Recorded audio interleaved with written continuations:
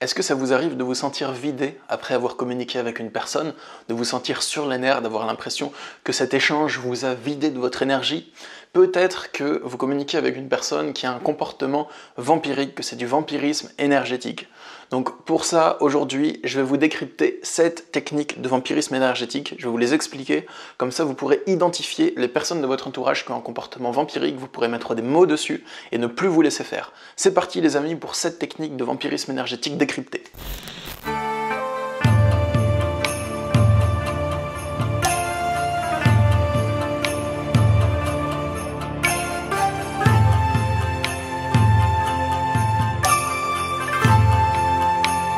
Alors le vampirisme énergétique, ça consiste à se nourrir de votre énergie. Pour une autre personne, à se nourrir de votre énergie. Elle la puise même si ce n'est pas bon pour vous. Concrètement, se nourrir de votre énergie, ça veut dire avoir votre attention, se nourrir dans l'échange avec vous. Mais c'est pas forcément bon pour vous, c'est pas forcément consenti de votre part, c'est une personne qui tire sur la corde, qui essaye de gratter votre attention, de gratter votre énergie mentale. Le vampirisme, il peut avoir deux formes. C'est un vampirisme direct, donc c'est-à-dire que dans un échange par écrit ou par audio avec une personne, vous vous videz petit à petit de votre énergie, ou ça peut être de manière à distance, c'est-à-dire que vous pensez tout le temps à la personne et que les pensées sont tout le temps dirigées vers elle en lien avec une action qu'elle fait, donc c'est-à-dire que cette personne influence vos pensées obsessionnelles et ça vous vide de votre énergie aussi. Donc moi je me nomme Stan Carré, j'exerce en tant que sophrologue, coach en développement personnel et écrivain depuis 2015 et dans cette vidéo je vais vous donner 7 techniques de vampirisme énergétique décryptées pour que vous puissiez les comprendre et les identifier. La première technique de vampirisme énergétique ou la première forme de vampirisme énergétique, c'est la personne qui a besoin de vous et qui souffre lorsque vous ne l'aidez pas.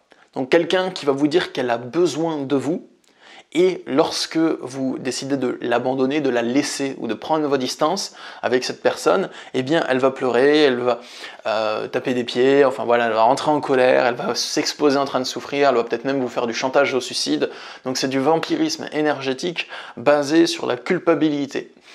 Le fait de se placer automatiquement en dépendant de vous, vous pouvez avoir l'impression en retour que cette personne est vraiment dépendante de vous et que son sort est entre vos mains et donc que vous avez la responsabilité de l'aider, la responsabilité de l'écouter, de lui accorder du temps, de lui accorder de l'attention et vous vous sentez vidé parce que cette personne elle en joue petit à petit, elle en joue de plus en plus et votre vie commence à tourner autour d'elle et dès qu'elle a besoin de vous, ben, vous êtes présent pour elle, vous l'écoutez passer ses nerfs et c'est une personne qui va refuser de s'autonomiser. Donc ça c'est l'exemple typique des personnes qui vont se plaindre et qui vont dire qu'elles ont besoin de votre aide pour faire certaines choses, pour faire des démarches, pour avancer dans leur vie. Et quand vous allez essayer de les aider à s'autonomiser et à les faire par elles-mêmes, eh bien elles vont tout le temps se remettre en position de dépendante, comme si elles n'y arrivaient pas, comme si elles n'étaient pas compétentes et qu'elles avaient besoin de vos lumières pour s'en sortir.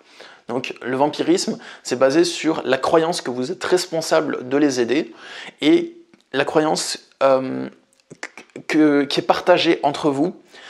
Et tant que vous restez dans ce schéma, vous avez l'impression que c'est votre devoir d'aider l'autre et que vous pouvez le rendre heureux, vous voyez. Donc pour en sortir, là, il faut constater que l'autre est capable de s'autonomiser mais qu'il refuse de le faire. Vous avez le droit de casser ce schéma et de lui dire « tant que tu ne feras pas les choses par toi-même, je ne les ferai plus pour toi ». Et la personne, elle va pas forcément être contente, peut-être qu'elle va râler, peut-être qu'elle va vous faire des reproches, peut-être qu'elle va pleurer, mais ce n'est pas grave là-dedans parce qu'en refusant de faire les choses à la place d'une personne, vous ne lui faites pas de mal, vous ne faites rien à son encontre.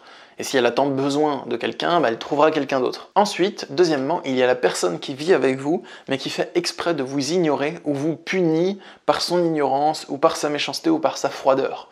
C'est du vampirisme parce que ça c'est une personne avec laquelle vous cohabitez ou avec laquelle vous travaillez, que vous voyez au quotidien, et qui, sous prétexte qu'elle est en colère ou fâchée contre vous, peut garder le silence et refuser de vous parler et rester froid et maussade avec vous, vous punir par l'indifférence ou par l'ignorance en fait. Et donc c'est du vampirisme parce que vous allez vous demander comment faire pour faire en sorte que cette personne ne soit pas en colère. Le jeu pervers là-dedans, c'est quand l'autre croit qu'il est en colère à cause de vous et qu'il a l'impression que c'est de votre faute s'il est en colère. Et donc vous avez aussi l'impression que c'est de votre faute si l'autre est en colère et logiquement, si c'est de votre faute, si l'autre est en colère. Ça signifie que vous avez le pouvoir de le mettre en colère, vous savez pas trop comment vous avez fait, mais bon, vous avez l'impression que c'est de votre faute, donc de votre responsabilité.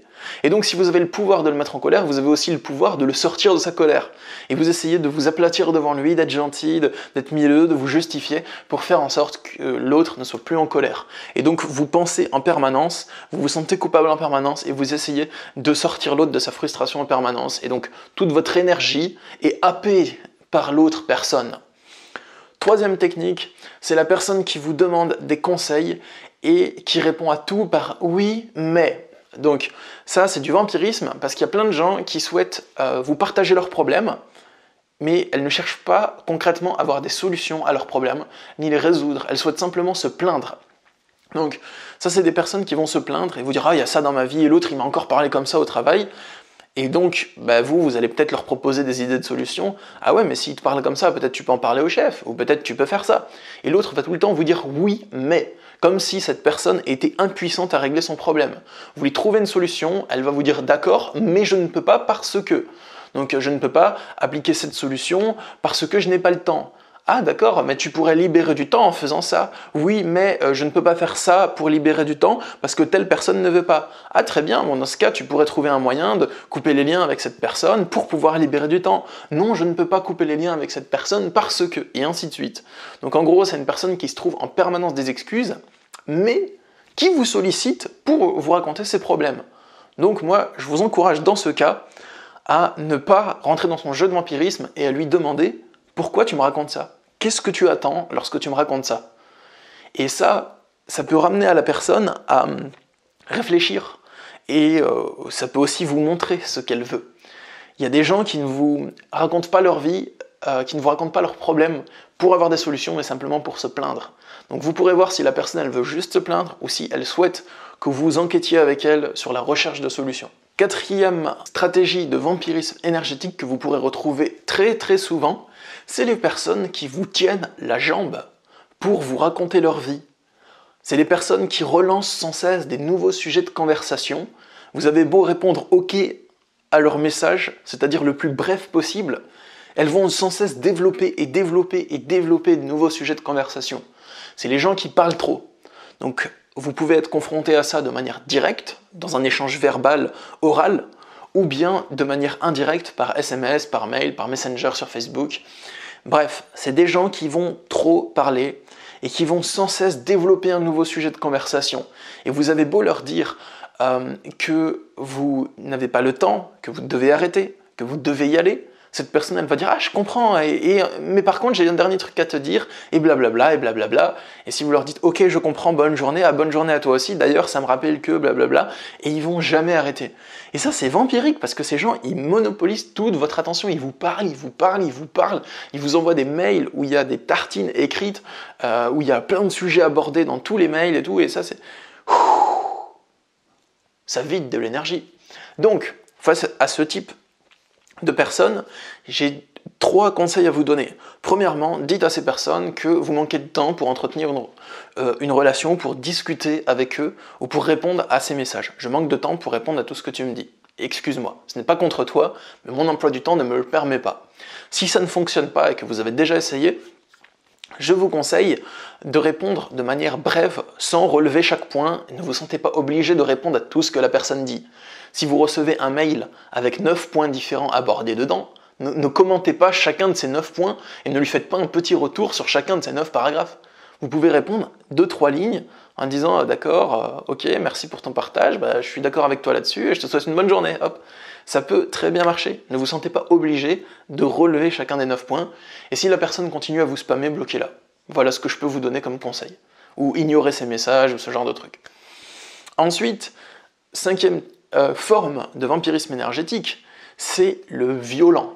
Ce que j'appelle le violent, c'est une personne qui va exploser en colère, en cris, en hurlements. Je ne parle pas de frustration ou d'indifférence, c'est la personne qui explose en colère, qui va crier, qui va hausser le ton, qui va vous parler mal, vous insulter, casser des objets, voilà, ce genre de truc. C'est du vampirisme dans le sens où si vous y êtes sensible, enfin, soit vous partez et vous le laissez pester tout seul, soit vous êtes déstabilisé par sa violence et sa colère. Il va vous dire que c'est normal, qu'il est en colère à cause de vous, parce que, et que c'est à vous de vous remettre en question. Bref, l'explosion de violence, ça peut vous déstabiliser et créer une espèce de sentiment de vide, et comme si le monde s'arrêtait et que les choses tournaient plus lentement autour de vous. Ce genre de truc, ça peut vous arriver face à une personne violente. Et ça, c'est du vampirisme. Parce qu'il monopolise votre énergie et votre attention, vous sentez que votre énergie est comme happée par la sienne à ce moment-là. Donc face à une personne comme ça, ce que je vous encourage à faire, c'est à prendre vos distances, tout simplement. Ne restez pas là quand il vous crie dessus. S'il crie dessus, partez. Laissez-le crier tout seul. Et s'il n'est pas content et qu'il vous poursuit, eh ben courez, allez-vous-en. Vous voyez, tout simplement. Moi, c'est ce que je peux vous conseiller face à une personne qui a une explosion de violence. Elle peut vous dire ce qu'elle veut, mais elle peut vous le dire avec respect. Elle n'est pas obligée de vous hurler dessus comme si vous étiez un malpropre, non? C'est son problème, ça. C'est sa responsabilité. Ensuite, la personne qui fait des menaces. Ça, c'est du vampirisme. Les menaces, c'est vous menacer de faire quelque chose. Si tu pars, je vais tuer ton chat. Si tu pars, je vais te poursuivre et je vais te harceler et je vais t'étrangler. Ou ce genre de truc, je le vois en consultation. Les pervers narcissiques font souvent ça. Donc une personne qui vous fait des menaces, c'est du vampirisme. Parce que après, vous ne pensez qu'à elle. Comment éviter la menace? Comment éviter de vous retrouver confronté à cette personne? Comment éviter ce dont elle vous menace? Et vous pensez tout le temps à ça. Donc ce que je vous invite à faire, c'est à bloquer la personne qui fait des menaces. Si vous avez peur de la personne qui fait des menaces, ne restez pas dans le vampirisme, ne l'alimentez pas en pensant tout le temps à elle. Il y a un lien invisible entre la personne qui vampirise et la personne vampirisée. C'est quelque chose d'inexplicable, c'est au niveau émotionnel, enfin on peut l'expliquer d'un point de vue énergétique, mais il y a un lien entre vous et le vampire. Coupez ce lien. La personne vous menace, ne restez pas dans les angoisses et les cogitations, passez à l'action. Bloquez cette personne, portez plainte, directement.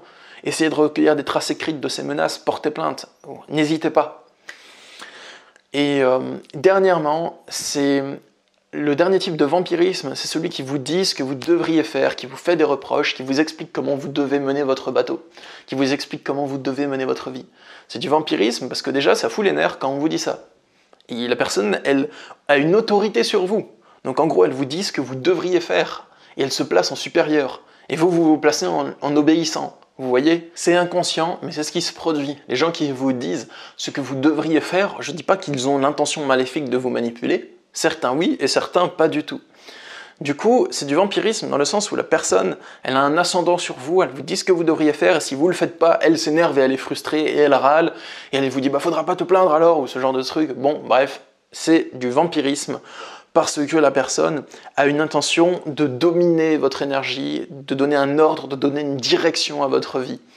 Et soit vous le faites et vous lui obéissez, et dans ce cas, vous pensez à lui obéir, et votre attention est dirigée sur lui faire plaisir, ou soit vous ne le faites pas et vous avez les nerfs tant que vous la côtoyez parce que vous vous dites que vous n'êtes pas d'accord, mais que est-ce que vous êtes normal de penser que ce n'est pas bien ce qu'elle vous dit? Est-ce que vous êtes normal de ne pas aimer qu'on vous donne des ordres, ce genre de trucs?